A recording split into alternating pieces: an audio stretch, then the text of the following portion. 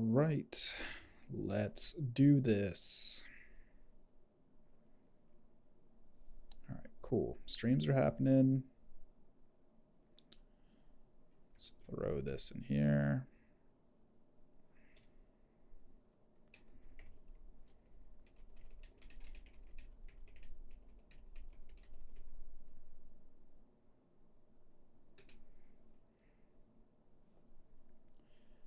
All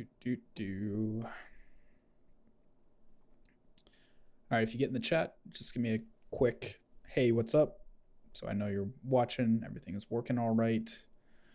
I'm gonna start in about 3 minutes.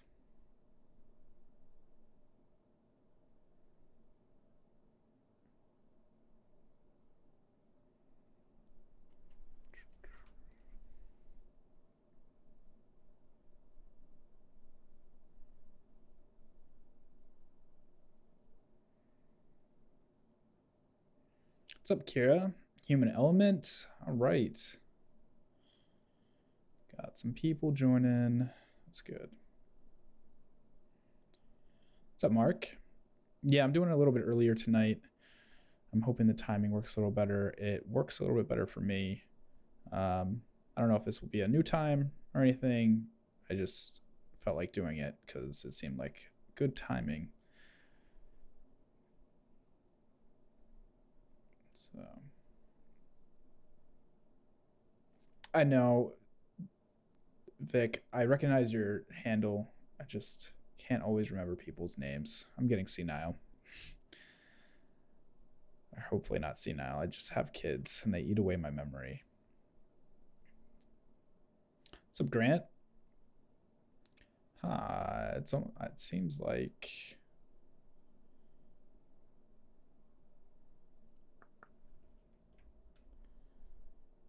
like Twitter did not send out my tweet. At least I'm looking. Did it not actually do it? All right, I'll do it manually. Cool, there we go. All right, whatever. So a lot of people keep asking about samples and speed and things like that. And I thought it'd be good to just kind of go over that a little bit. Let me open up a scene, get ready while some more people come in, hopefully. We can do a light bulb might be fun. Let's see. No, I'll bring in this.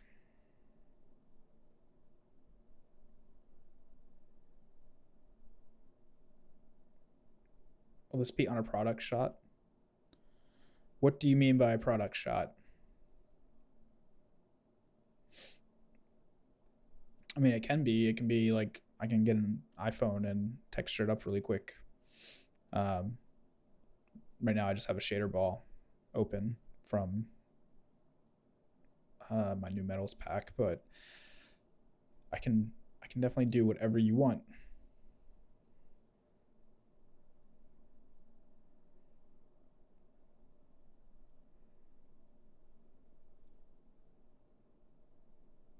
Yeah, Vic, it's okay with one kid. Like it started to go a little bit losing sleep, and then once the second kid came, I've kind of given up on holding on to long-term memories.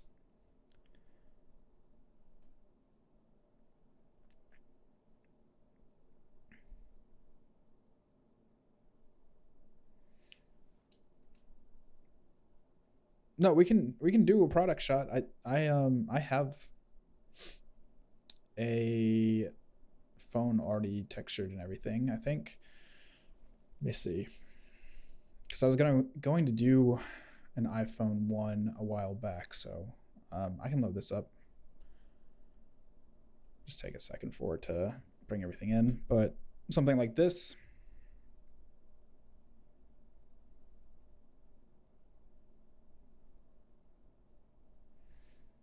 Kira, sorry. I always forget you're like crazy across the world. Because you're in Russia, right?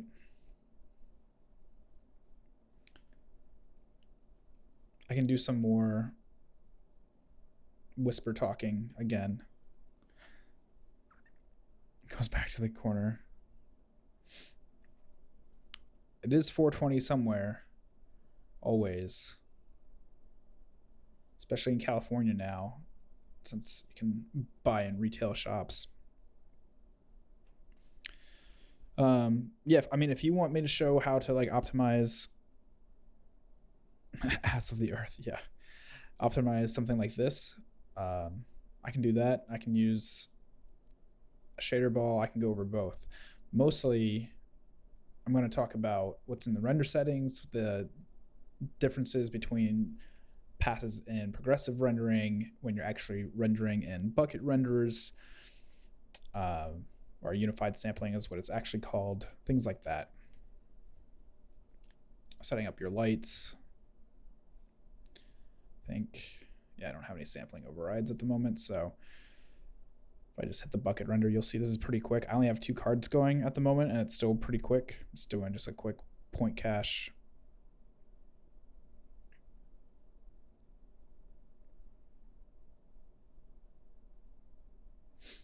And this has everything as glass and emissions and lights and everything.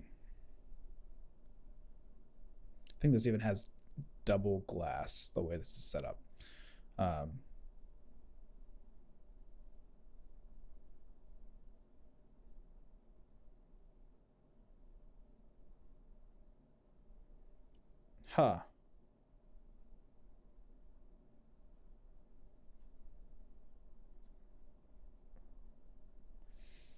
Interesting. Well, that's cool that will allow it afterwards. It's too bad you can't just do it right there. All right, so I guess little poll. Do people want just like a simple shader ball, or do they want a product like this? Either way is fine. They both go over the same things.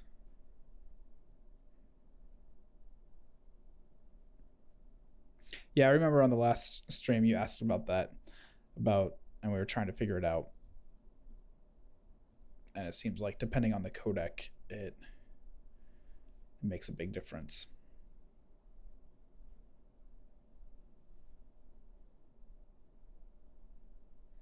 All right, well, I think I'm just going to start with the iPhone and going over this. So let me reload that. All right, so first off, a lot of people get confused between progressive rendering and unified sampling. And I'm going to see if I can just reset all this.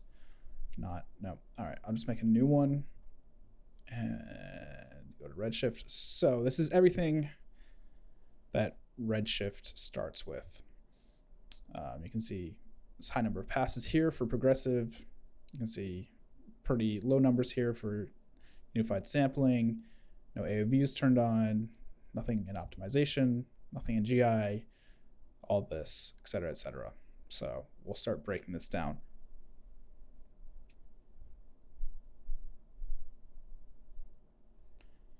Yeah. So to start, what you see in this render view here, or even if you have the IPR, if you're still using the IPR, is progressive rendering. You'll see it right down here. You can turn that off in your render settings, but if you use the render view, this little button right here will switch between progressive and then unified and sampling.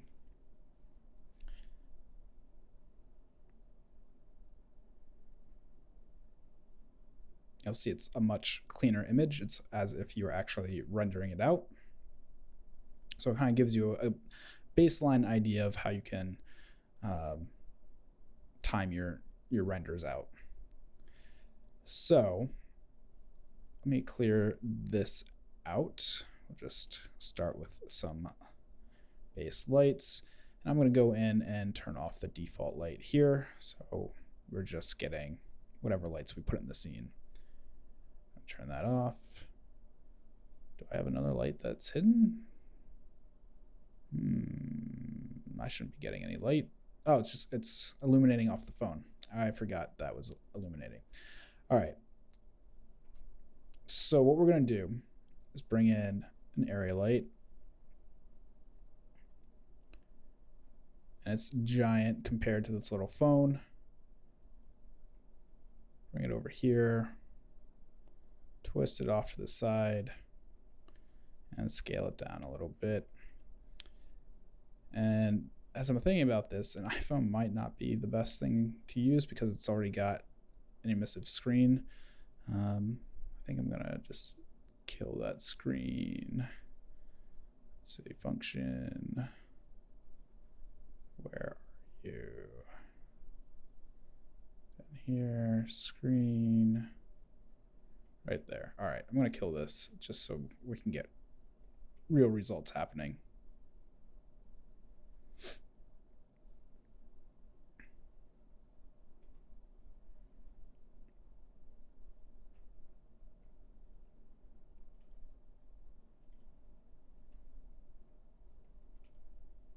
So I already have a tutorial that goes over this, but I'm going to try and cover it a little bit.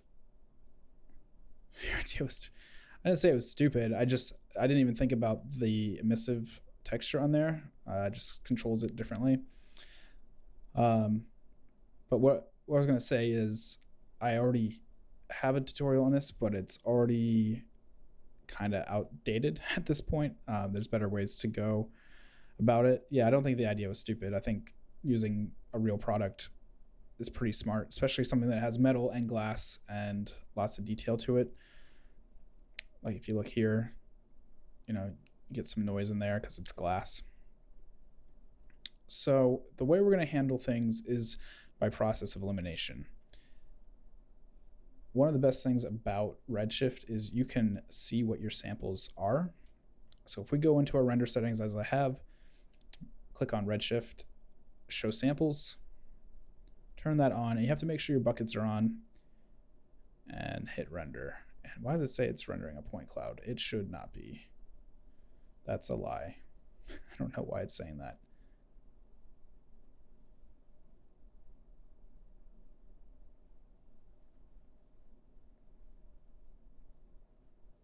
And it's not showing samples. I wonder if this is an issue with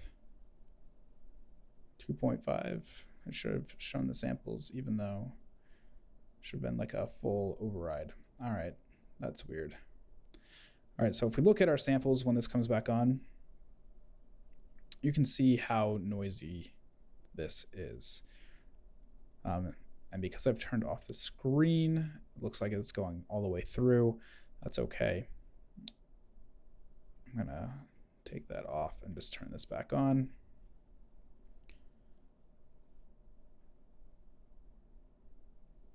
Because it shouldn't be showing through like that.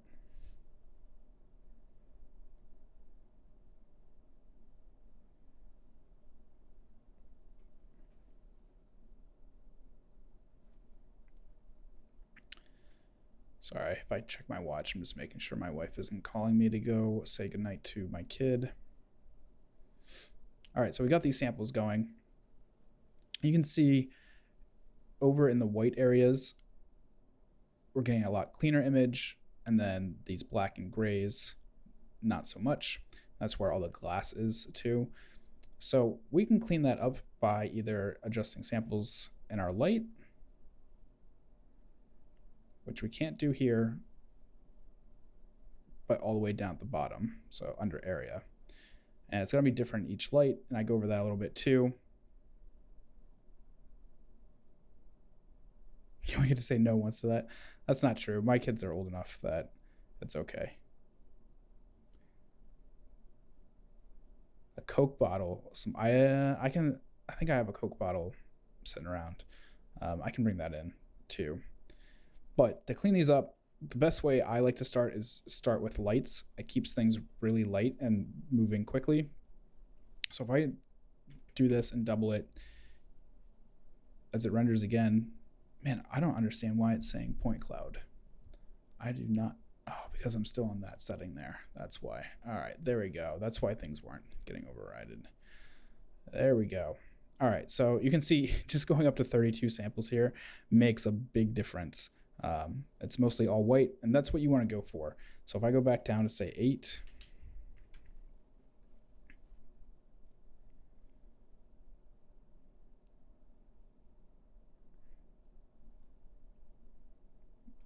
that should be doing the inverse. I don't know why it's giving me more white. Hold on. I guess we want to get closer to black. I think the glass is messing with my head. Usually you want to have high contrast. So the higher the contrast, the better. But I think the glass is going to be a little bit different. So 64, go up to 128. You can see it's getting blacker. You can go up to 512, really crank it. And then if we come in here, you'll see it gets nice and clean and really light. So I'll turn this back on, go back to regular. And with all that glass, it's super light. Now you're talking about glass with a Coke bottle. Let me just close all these. Nope.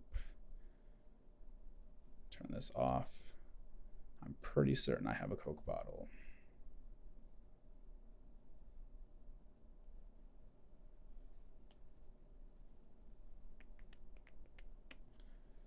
Still life, is that what I have it? Yep. Coke bottle FBX will probably be better. Cool. I brought in both. Okay, cool. Get rid of this can here. And we'll start new. Make sure I turn it on this time. Redshift. And there it is. Turn off default light. All right, so you're talking about a Coke bottle. Let's bring it in a light.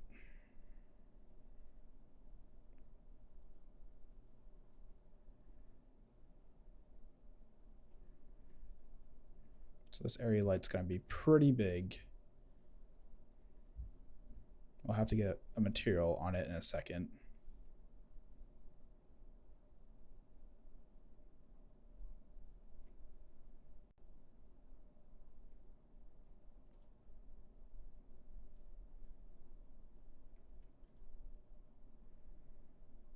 Something like that. It's really wrapping around the bottle. All right. So you can see I'm working in unified sampling and it's loading really fast. And that's just because we don't have anything going on. These samples in here are really low, but it's pretty grainy, and we'll clean that up in a second. So for the glass, let's see. Well, let me just select the glass. Is this wrapped properly? No, that label's gonna show up in there. All right, that's all right. We'll just put the glass on that area.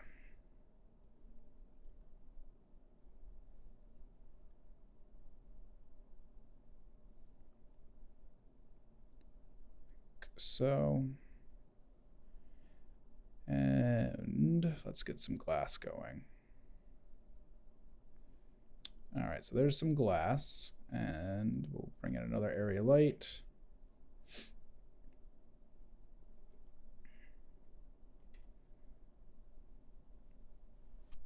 Bring it over here. Probably scale it down this time. And this one, I'm gonna make a little bit warmer. So do like 4,500. And this one, do like 7,500.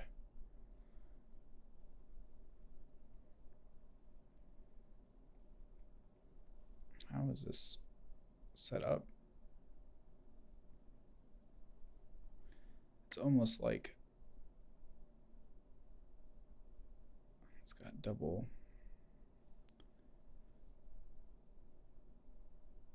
Let's see, hide polygons.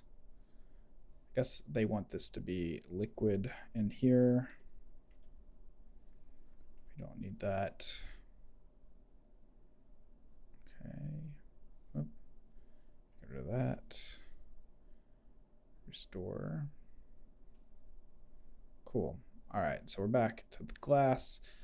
And just so we can get an idea of what's going on, I'm going to put a plane down so you can see.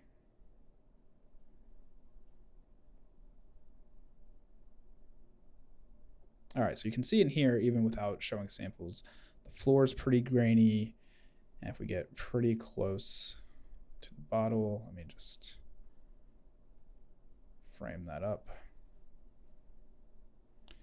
It's kind of clean, but not really. And I have some clay that I saved out. I'm just going to throw a clay on here.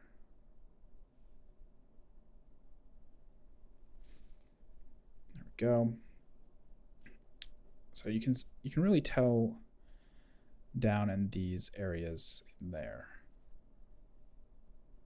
Let me just bring up a pen tool. All right, so if you look right in these areas, that's where you're gonna see most of the noise happening right now, and here a little bit too.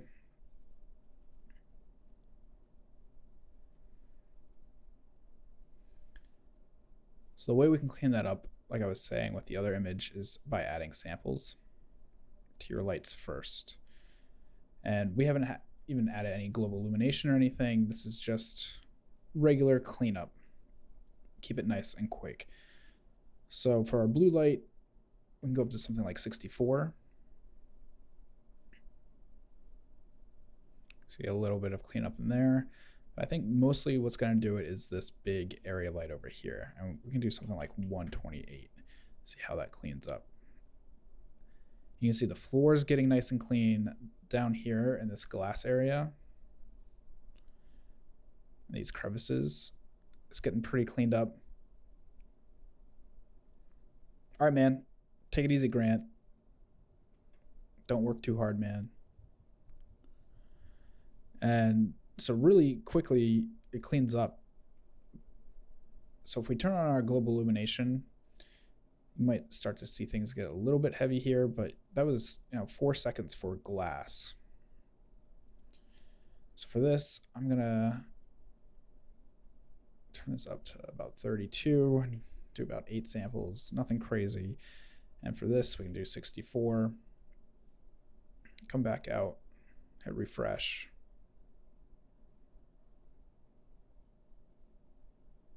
You'll see it gets a lot more realistic because we have that nice global illumination going on. And the only other parts that we're really getting noise on is this arc right in there.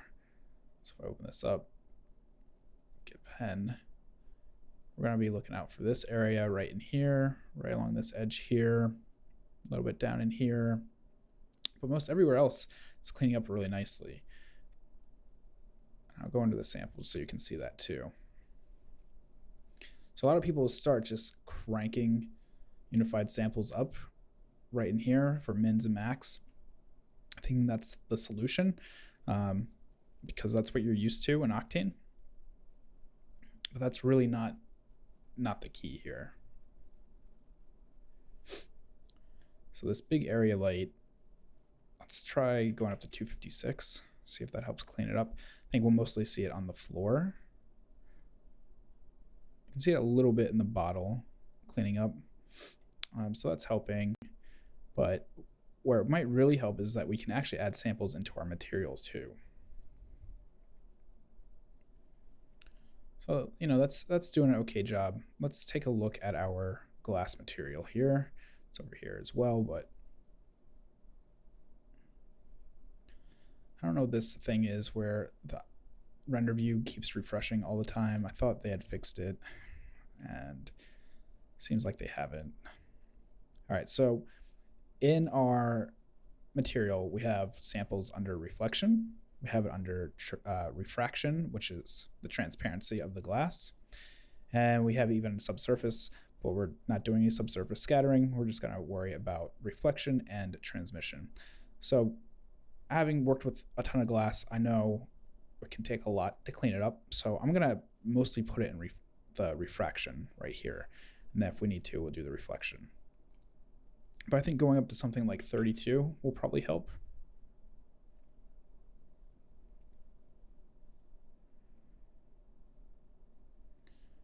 And I'm just going to go ahead and switch back to regular so we can get a sense of what's going on.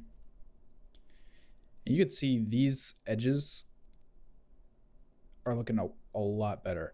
So right in here we get some jaggeds, but down here pretty much cleaned up and gone. Get a little bit in there still, and that may just be reflection at this point. So I'm going to go ahead and go to 64 at this, really give it some samples right in these reflective areas. And you can see those jagged edges really start to smooth out, kind of come together. If I pull back,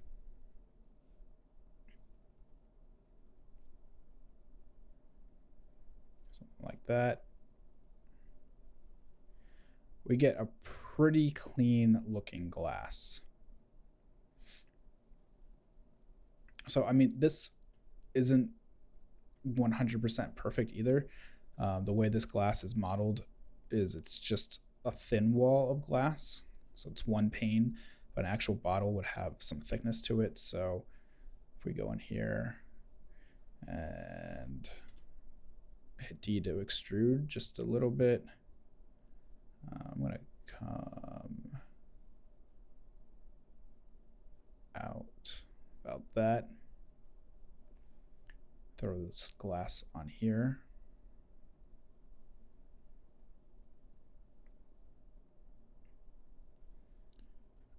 You'll see that it no longer refracts properly. Let me see if offsetting in Word helps at all with that. Then UF, like that. See if I got the right selection. There we go. Got it that time. Even so, it's still super fast and refracting properly. We can throw a light in there too, just to show that it's doing it properly. Let me get a point light, bring it up in here,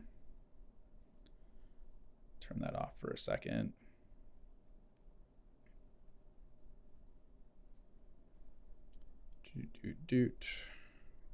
Temperature, something kind of cool like that.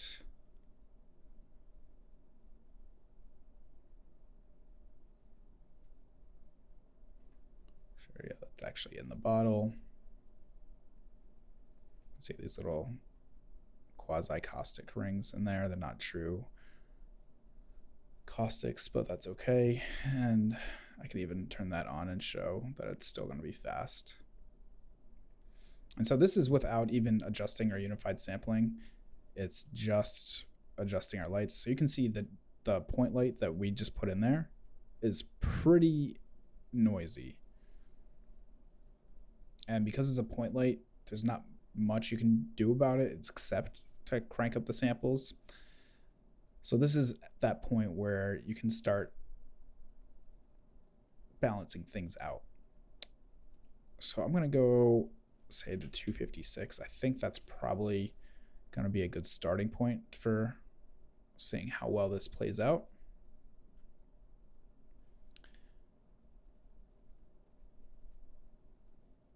You can see close to the light it's helped, but in this mid area it hasn't really done anything.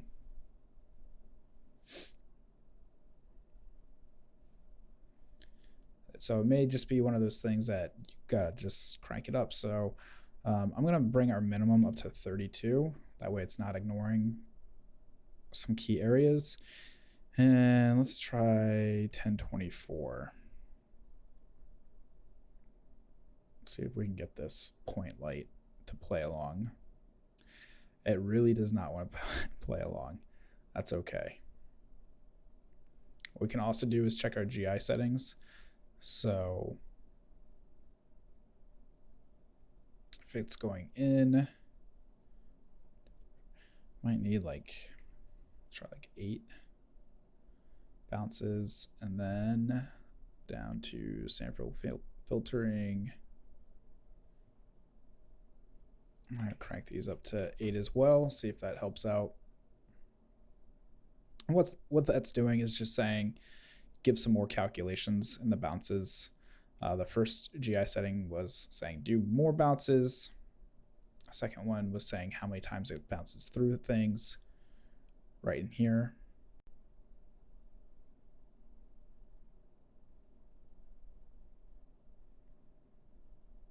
I'm just going to do a box filter, see if that helps too.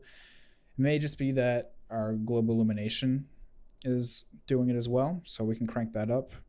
Sometimes you gotta bring that up quite a bit. So we'll try 512. Hit refresh.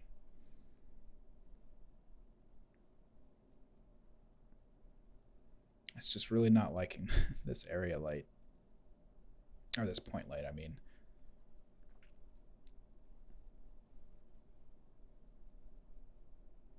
Hey Lance, what's going on, man?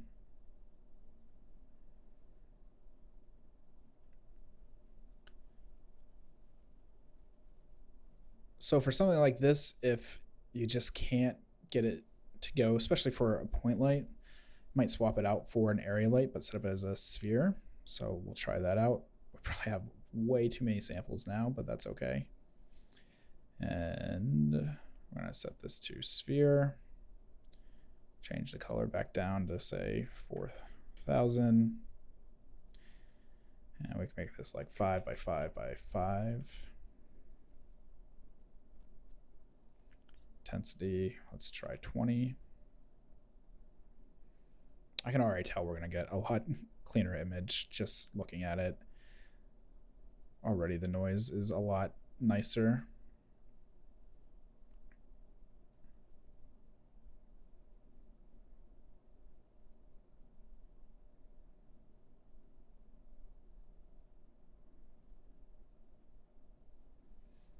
So down here, I don't think we need our GI so high anymore. We can probably go back down to 64.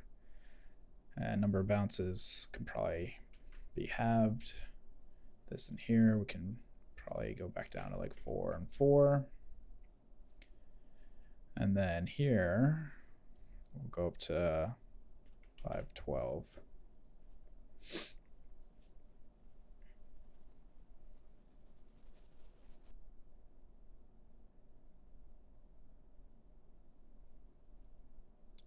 Photons, I'm just going to make sure I have emit GI turned on. Just force it in there just in case. I think part of what's going on is the glass is refracting the light, so we're getting a little bit of fake caustics in there. Turn that on, see if that helps at all. Say to render it as real caustics.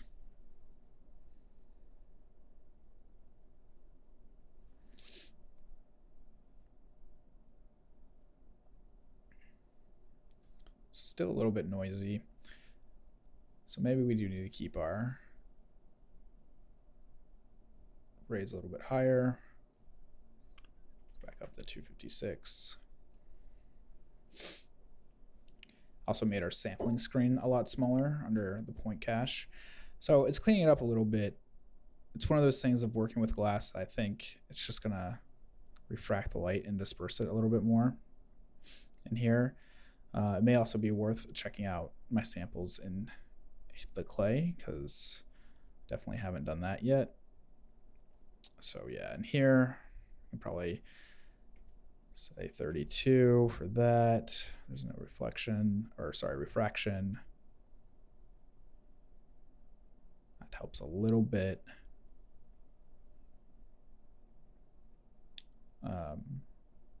It's just one of those things where you kind of have to play with the samples in individual objects, like your lights, your materials, everything, before just cranking these numbers up.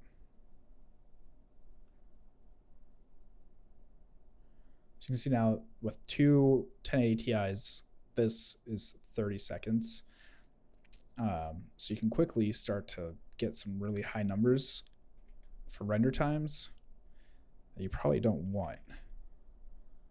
And I'm going to go ahead and adjust this adaptive error threshold, which means the lower the number, the more errors it lets through. So it tries to work a little bit harder when it's going and making sure that the grain's cleaned up. And that's helped some, even though I just lowered the numbers a bit. But you can tell in here, it's more like speckled the way. No, I mean, an environment, you mean like a dome light? A dome light would help because you would have more lights. So if you add in more light sources, it's just going to even things out. Or like an actual environment with fog, then that's just going to make things noisy. But if I bring this out here and up using the same light, you'll see that because we have more light sources, then the noise will go away because it can pull samples from other areas.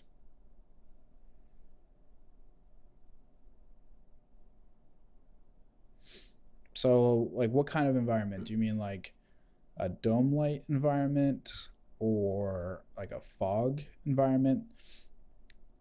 So like a Redshift environment, if you bring this in here, it's going to be fog, like haze and volume scattering.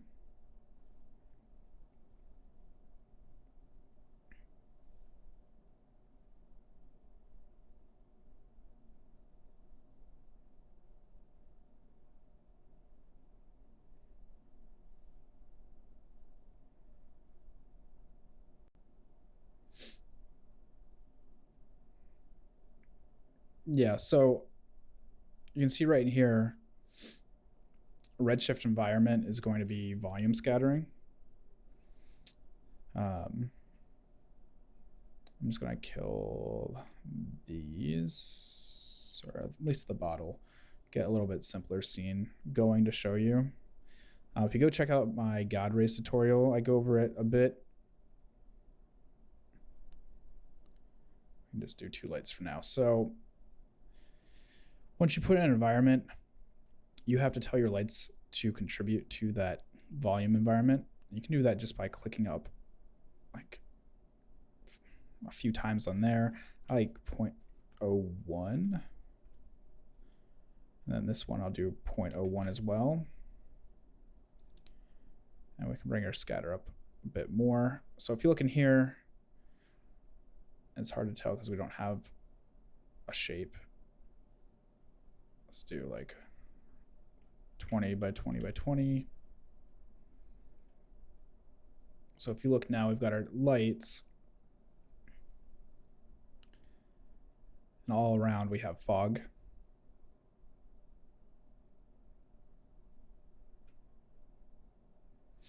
And then it's the same deal. So once you turn on your bucket rendering, if it's super noisy and you want to clean that up, it's all done in your lights based on your samples here. But if you want a light to contribute to the fog more, you can turn this up. You can see it really starts to blow up in here, kind of get super hot.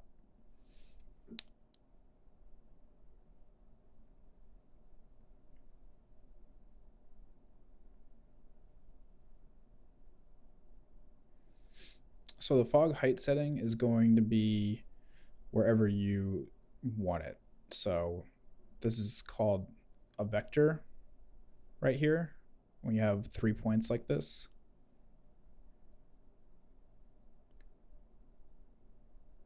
So if I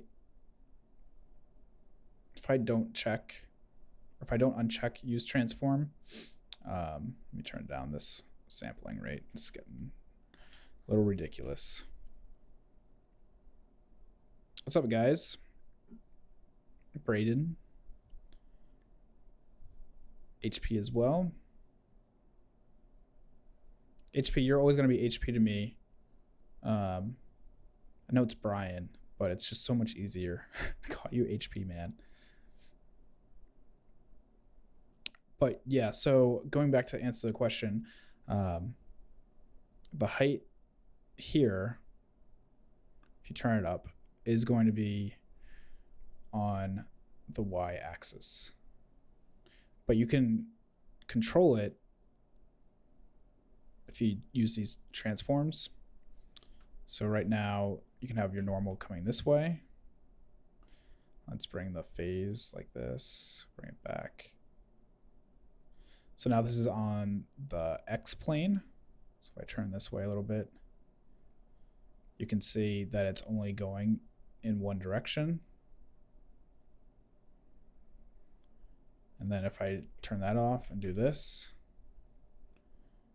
the ground normal is now Z. And then if you crank the blur to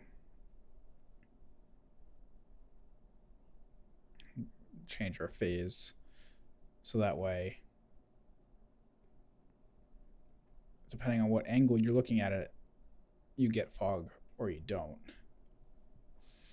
I really wish you could add some noise in there to change it up. But unfortunately you can't at this time. And then you can also set your ground point. So if you want your ground to be on the y-axis, that's right here. If you want it on both, you can do that. You can set it as little as like 0.01 and still get results out of it.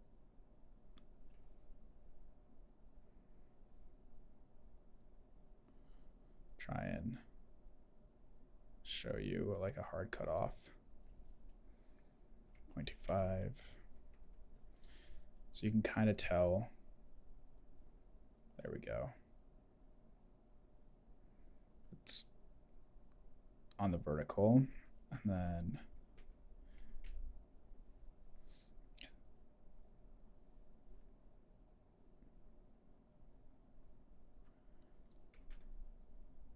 so you get a little bit more control out of it.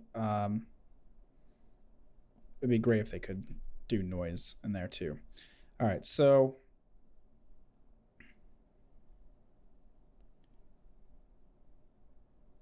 saying with the optimization in here, you can see this is just a cube in a plane and it's taking 7 seconds to render when before it was taking, just like a second or two. And that's because we've added so much more stuff into these scenes here. So we don't really need all that. We can go back down to say 32. Yeah, they're definitely adding more and more stuff all the time. I wish they could start using the C4D noises. That's my next big thing. I mean, you can right now, but I don't want them to have to be baked out at all. I want them to just be like, you plug them in and they work. So you can see the difference unified sampling makes if you just start screwing around with it and adding so many samples. Like, it's the same image quality at 32, but we were at what, 256 before, and just look how much the time difference is. So I think we said 7, right? 7 seconds. So let's go down to 32.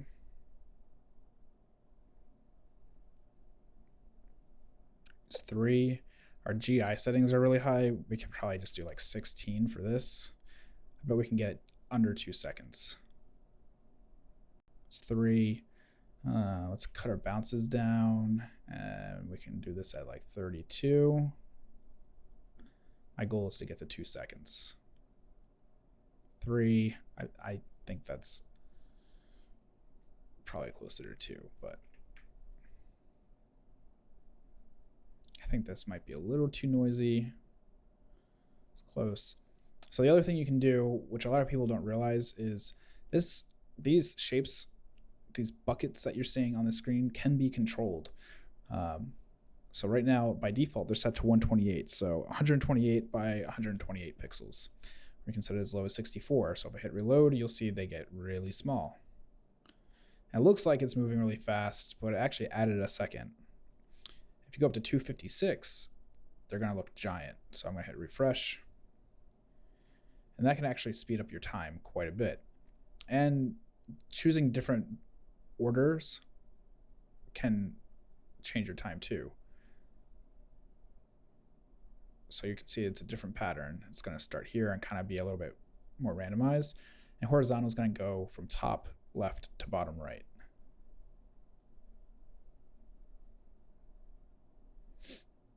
I think if we keep it at spiral, that was doing all right. You know, this is looking okay. I'm going to try going to Mitchell, see if that helps clear it up. The only other thing I can do is start bringing our lights down. I don't think we need to have our volume on. And if we go in here, it's probably something ridiculous at this point. Yep. Let's try 16 is probably fine. And 16 for here too. If it gets too noisy, just clean it up. So that, yeah, you can see it instantly starts to get faster. It says 3 seconds, but that was definitely more than 3 seconds, or less than 3 seconds. I mean, so yeah, 2 seconds. But it's gotten way noisier. So if we look at our scene, let's come in here. I'm gonna select our cube, and so this big one is our orange light. This little one's blue. I think, well, what do you mean by displacement? Do you mean like the octane scatter, or do you mean actual displacement? Because I can displace anything. Right. I mean, it seems fine.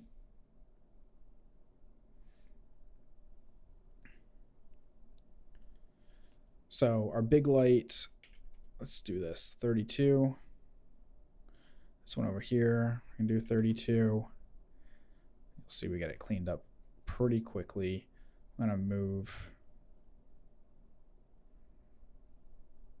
this guy up a little bit and over. Yeah, I know what you're saying. Octane okay, octane displacement maps, yeah. I think they're the same. I don't. Do you think that they look different to you? I mean, a displacement map is a displacement map.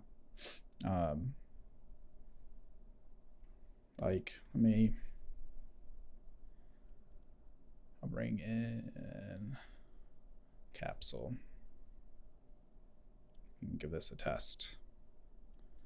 Well, I guess I might have to restart Cinema because it doesn't always let me start Octane if Redshift has been running. But I can somehow start Redshift if Octane's been running, which is really weird. I don't know why it does that. All right, so if I throw material on here, go in the shader.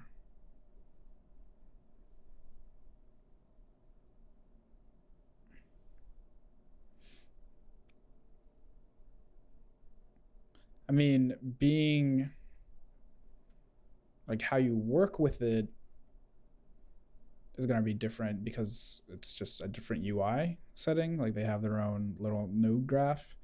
But that doesn't affect how you work with the material though, or like how the material works. So let me throw on displacement here. Override displacement. And we'll just do a texture. And displacement. All right, so let me find a displacement texture.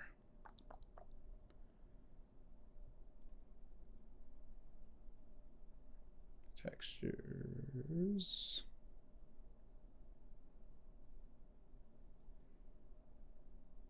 Go on, drive. Cool. All right, so I've got a texture in here. Do texture map, and we'll pipe it into the output here for displace. I'm just gonna convert the texture really quickly. It takes about 3 seconds.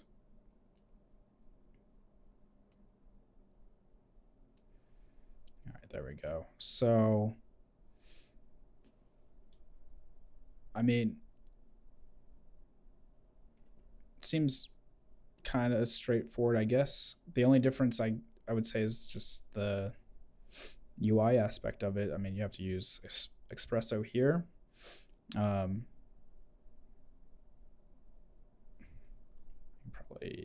tighten this up a little bit. We'll just do 16 and 64.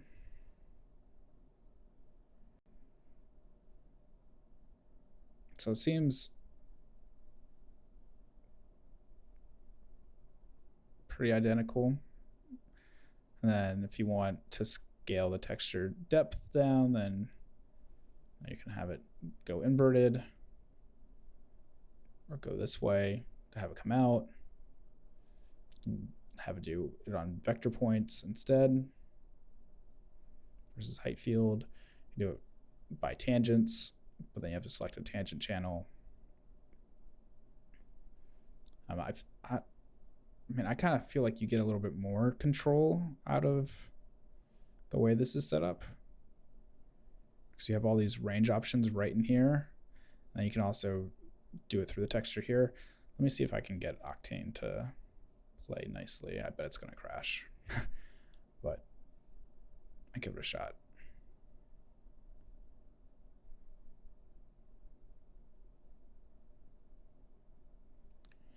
All right, kill that and that and this and this. Take that off. Take that off. All right. Let me get area light.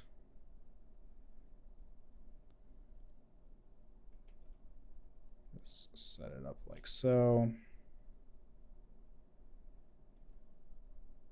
Let's see if it will launch. Oh, it didn't fail. Awesome. Usually it just hates life. All right, so I'm gonna go in here and just bring that down a bit. Doesn't need to be so high. All right, this light is super bright. Do like 10. Move it out of the scene. Cool. All right, so I have my Octane materials down there. That's all right. Just grab a diffuse, throw that on here.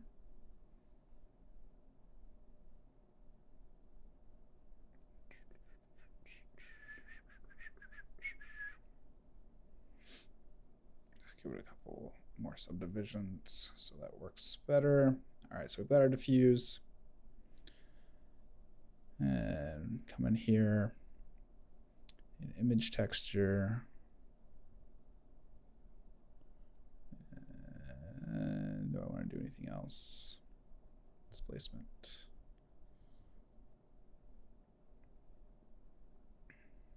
All right.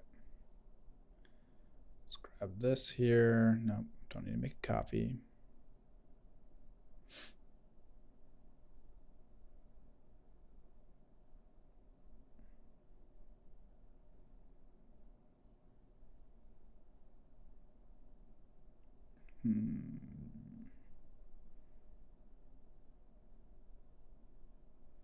Play nice, please.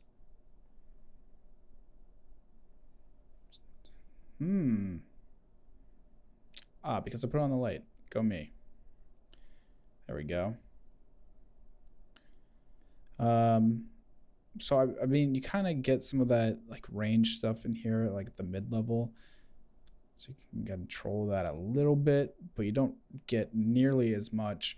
And so for like level of detail, you have to do that right here. So you can bring that up a bit, bring that back down, and I don't know. I like you kind of get screwed a little bit, because now if I want to go in the opposite direction, then I have to throw in a gradient or a color correction and invert it.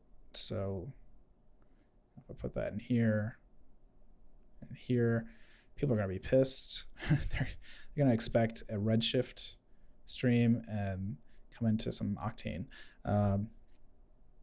But I think it's pretty much the same, you know, like there's definitely some differences. So if I bring this back up, oh, will it not? It doesn't seem to like reading the information through a gradient. Why is that?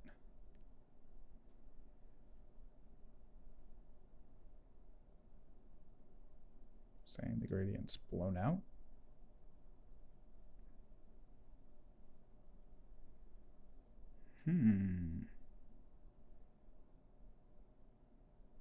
So that's, I can already say one thing that is better about doing it in Redshift versus here in Octane is you can control things much better with the nodes. Like I should be able to throw a gradient in here to be able to invert that and have some more control over it.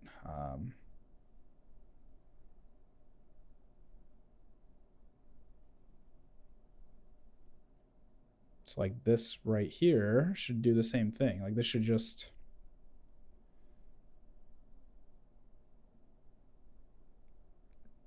act as like a mediary. Can you invert it in the texture node? Do I have to do it in like UV transform or projection?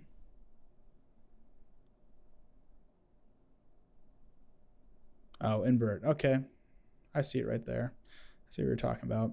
It's been a long time since I've used this. But I should still be able to throw other nodes in between. Like if I want to throw a ramp in there and get some more control out of it, I should be able to do that. Now, like,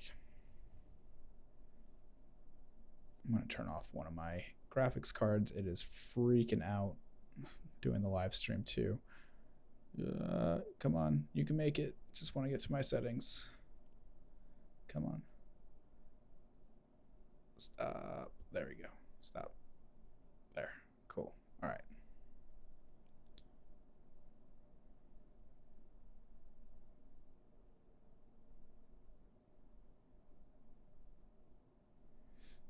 Well, so I mean, there is a solution, Lance, and Ochoa's finally implemented it. Cycles implemented it from day one, and Redshift is working on it apparently. But OSL shaders are that answer. So if I clear this out, and I'll have to think about how I get to the OSL shaders. I think it's just Redshift or Octane. I think it's, there we go. It was getting a little stuck. Doot. Is it Uber? Is that where I go to get the OSL shaders now? We'll find it. Oh, no, right there. Clear that out. Add material. Submaterial.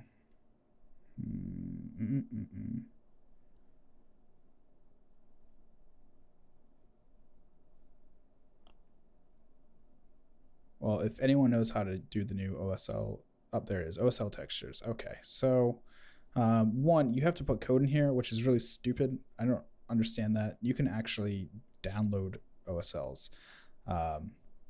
So let me just show you. So I have them from when I used to use cycles. Production, media. Yeah, OSL shaders. So right here, if you take a look, these are all OSL shaders you can download. So I have to bring this in. Yeah, unknown file format. That's stupid. And there's, you know, all these OSLs that you can hook up and do whatever. Go ahead and just place that in diffuse. Yay, cool.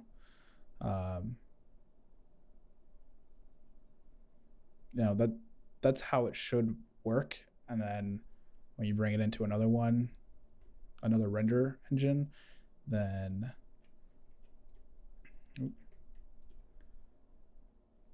Save, there we go. Then it should do the same thing as the other engines. So if I compile that, oh, that looks terrible. That did not work at all. Let's do hearts, compile.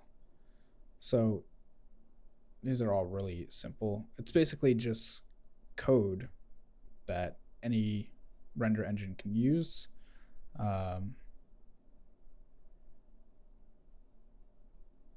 So that's the idea. Yeah, I mean, you can code your own code, great, but I should be able to open up an OSL file. That's stupid. I can't do that.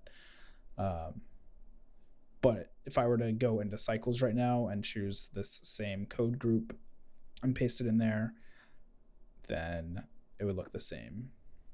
That's the idea.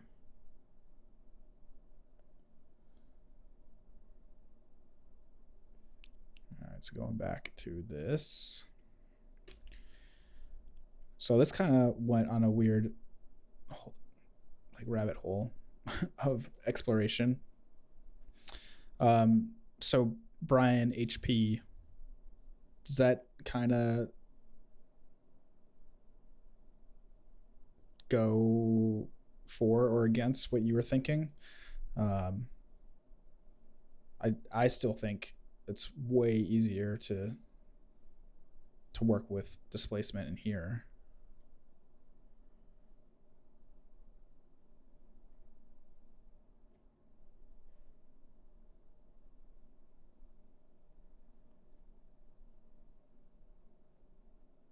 Can you use this window box interior mapping textures? Look lower res?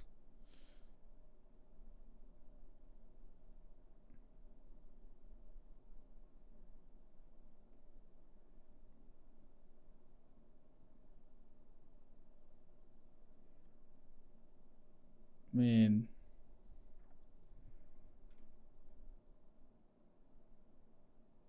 I've got some pretty cool detail in there.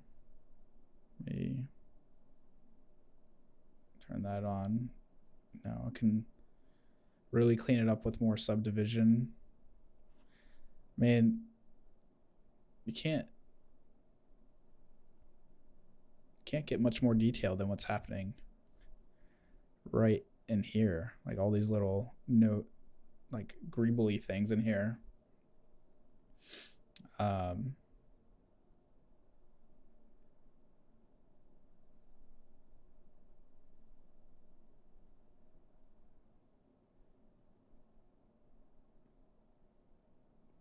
The only thing I can recommend is you can adjust some of these settings in here. It's like your scale, you could half that, make it smaller if you need to. I pull back. That'll double the size of this. All right, man. See ya.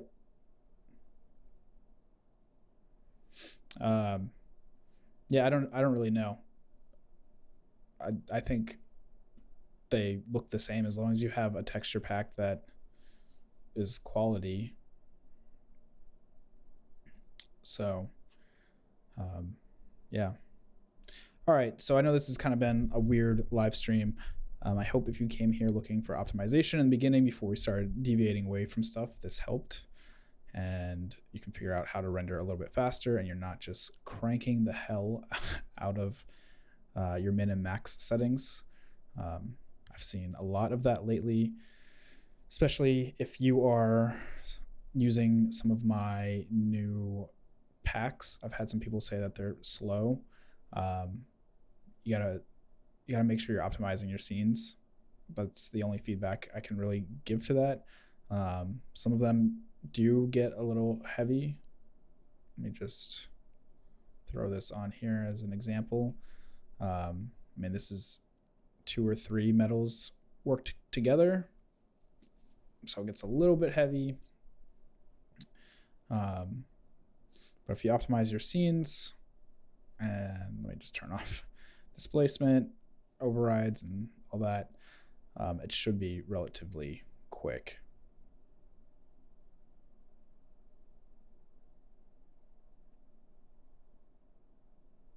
Looks the same to me.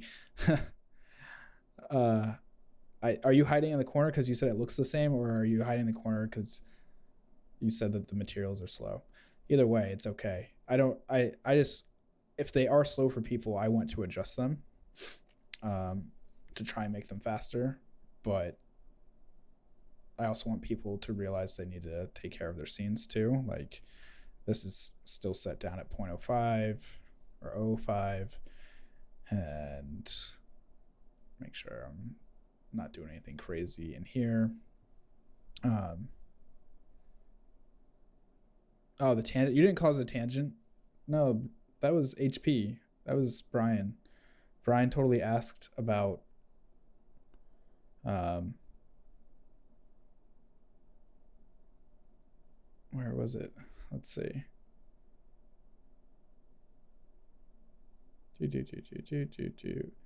Oh, I guess with the fog a little bit, but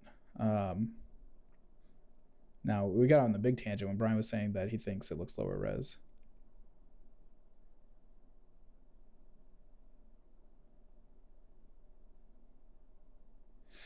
Yeah, so Vic, you're asking about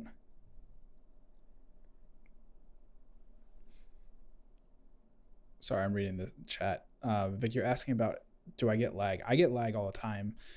It's because Redshift has its own shader language that it converts everything to, and it's kind of annoying. I mean, I like it because it makes it really fast, because I was working with something earlier where I hadn't converted the texture properly from like a standard C4D material into a Redshift one.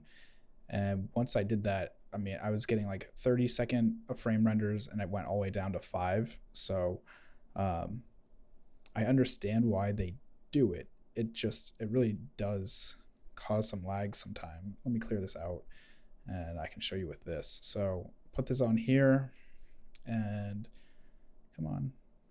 Sometimes I have to do this too. I have to like double select textures and stuff. And I'm going to clear this out.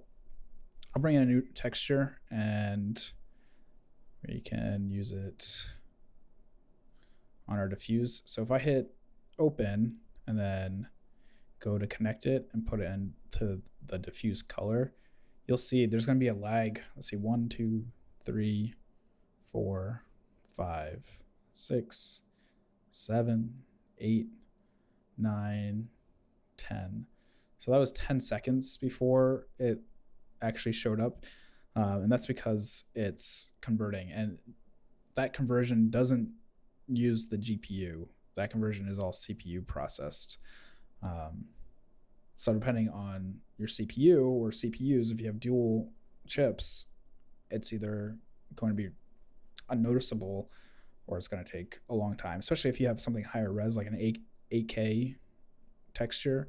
It has to convert each one of those, and it's kind of a pain in the butt. I also think the CPU and GPU operations work separate. Sometimes something can look done, but is still waiting on something. Yeah, that's totally true too. Yeah, I've had stuff happen where it looks like it's done and I can move, and then it will reload again, and it's not actually done. Or an 8K movie, yes. I've also had instances and it wasn't happening, but I kept reading it on the forum and I didn't really understand what people were asking, and now I get it. Like, this should be a 1-to-1 match for color and lighting. And right in here, you can change your color management and things like that. So if I turn those off and don't do anything, this should be whatever I render to the picture viewer, and it's not always, and I don't know what's happening. So if I'm gonna hit Shift R, and I'm gonna reload this, you can see there's like a big disparity between how bright this is in here. Let me get this guy back out. Well, that almost works out. So right in here, and like these areas in here versus this in here and in here, like why is there such a difference in brightness? Like I understand linear settings and making sure those are all set and all that jazz, but this is 1-to-1 and it doesn't match.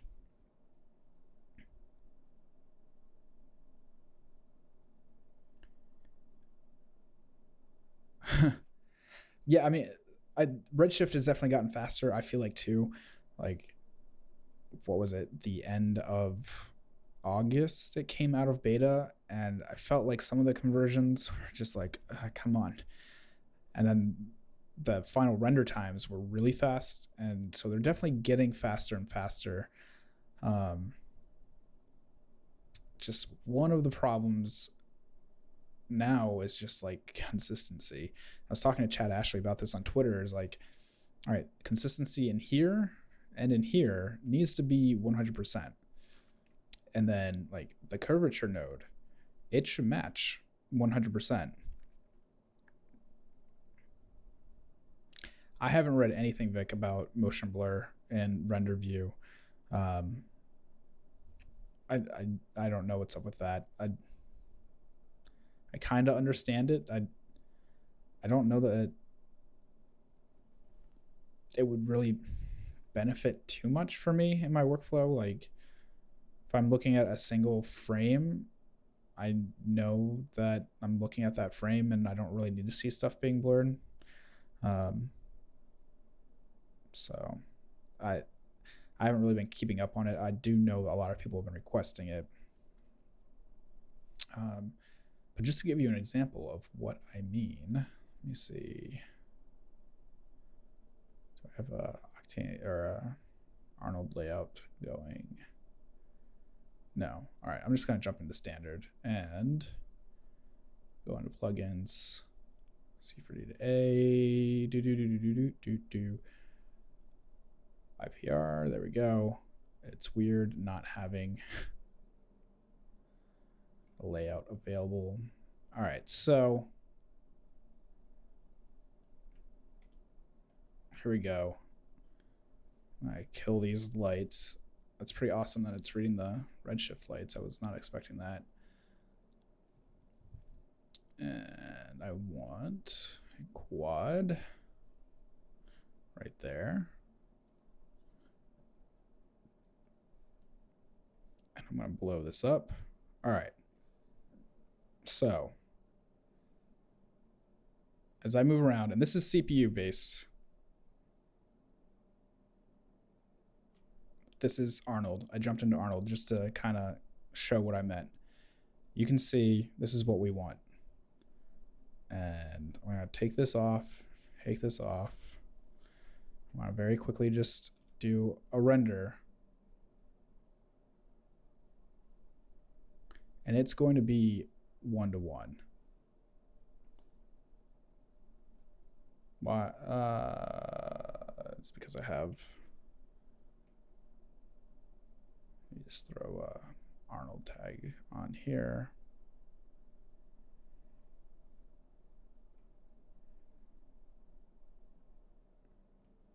Oh, because I didn't change my render settings. All right, Arnold, thank you.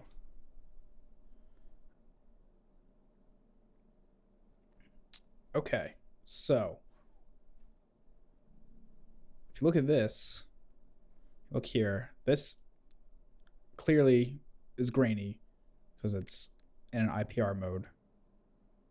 Can't afford it. Arnold's the same price as Redshift.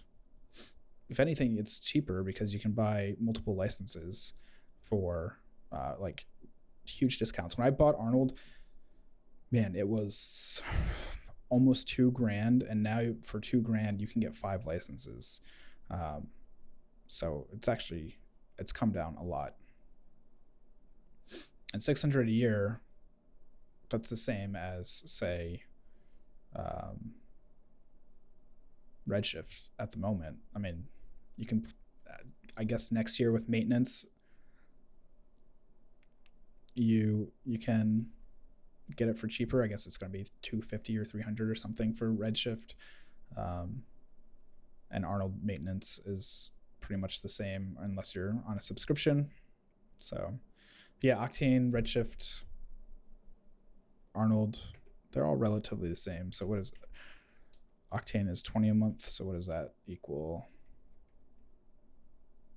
240? Is that 240 a year? Yeah. Right. Yeah, 240 a year. All right. Anyway, enough of my griping over the differences between Arnold and Redshift and, you know, color correction and all that crap. Anyway, if you guys have not bought the new material pack, you can now get it bundled with my leather pack as well. So it's metals and leather, and my ceramic materials thrown in there for free. If you have already, thank you so much for your support on the page.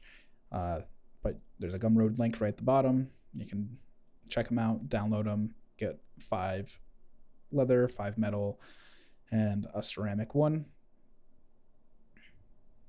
Were you comparing progressive to picture viewer in render view, or comparing buckets? Yeah, actual bucket render to what you get in the picture viewer. I mean, it's supposed to be 1-to-1.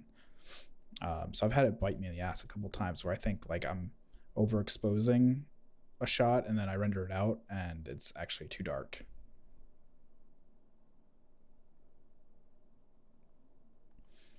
So yeah, I'm gonna wrap it up now. It's 9:30. It's been about an hour. But thanks for all your questions tonight. And if you want to reach out to me, just do a search for 531. You can find me pretty much everywhere under that. Instagram, YouTube, Tumblr, probably. I think I have a Tumblr somewhere. Of course, my website, which you can email me and ask me questions there. Leave comments below. I'm pretty good at checking the comments and answering and all that. And I think I might try and do another stream on Thursday at the normal time as well.